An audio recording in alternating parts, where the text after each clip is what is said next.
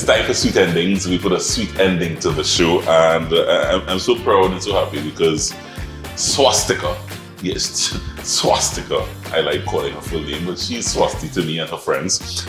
She brought some goodies for me this morning, just as she's about to create a wonderful dessert for you. She just opened a brand new patisserie, Safran Patisserie at Gaston Street in Chaguanas.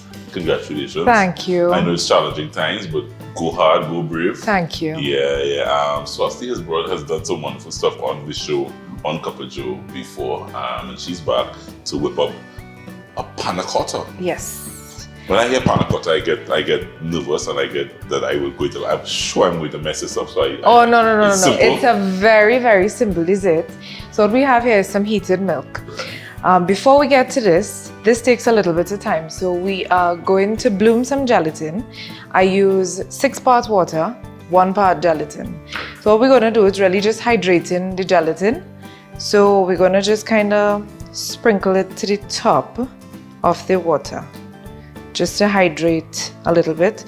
This takes about 2 to 3 minutes to set. So I still using the full range of Regal products. So, yes. So Regal gelatin, and the castor sugar, the custard powder. Full Custard powder, yeah. Go ahead. Here we have some castor sugar and some custard powder. We're just going to whisk this together so you don't end up with clumps of custard powder in here. So just whisk together like this. And then here we have some heated milk. We're going to sprinkle this over and whisk.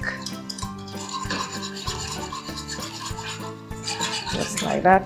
With this, we're going to finish it off with a passion fruit jelly on top like this. I like the little bit of tart in passion fruit. So that's why I'd put a little less sugar together with the tart on top.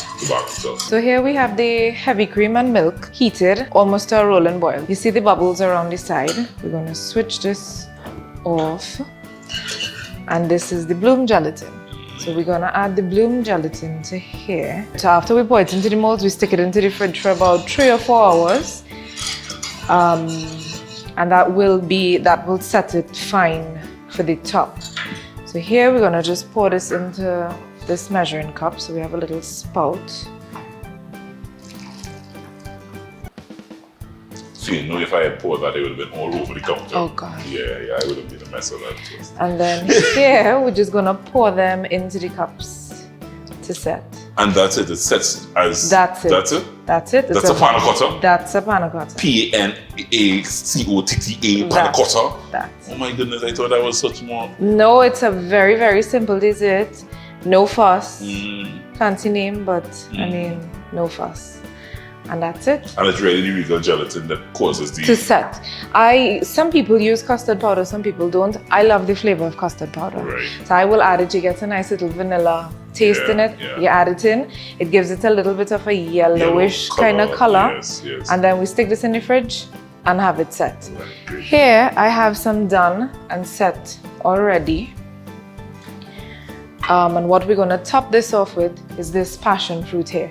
So we're going to make a little bit of a passion fruit jelly for on top.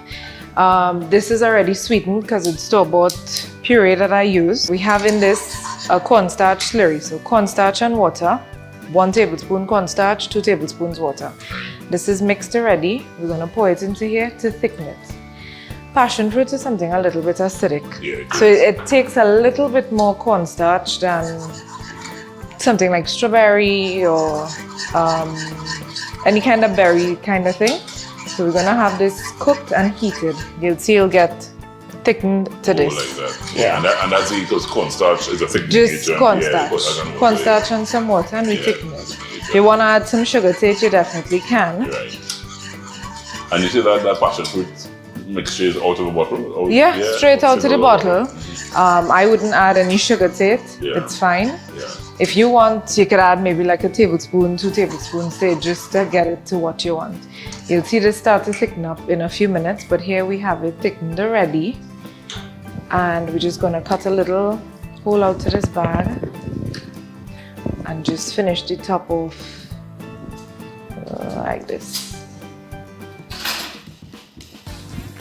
And that's a very simple dessert. You could top it with some fresh fruit, You could put a little bit of whipped cream. Simple. That's so simple. So simple. And You could change the flavor of it if you like. Right. It's milk, so anything, if you want to add more vanilla, if you want to add, let's say, caramel, you could add caramel, you could add coffee to it. Anything, you could flavor it up however you want. I did not know panna cotta was that simple. So simple. Oh my goodness. And she made it even prettier by putting a blueberry and a strawberry. Yes. Oh my goodness. On top. Swasti, thank you very much. You're most welcome. Congratulations, as I said. And Swasti, you just kind of brought a whole array of sugar rush for me today. Yes. Yeah. So a fruit tart. I love a fruit tart. These are chocolate brownies, chocolate caramel eclairs.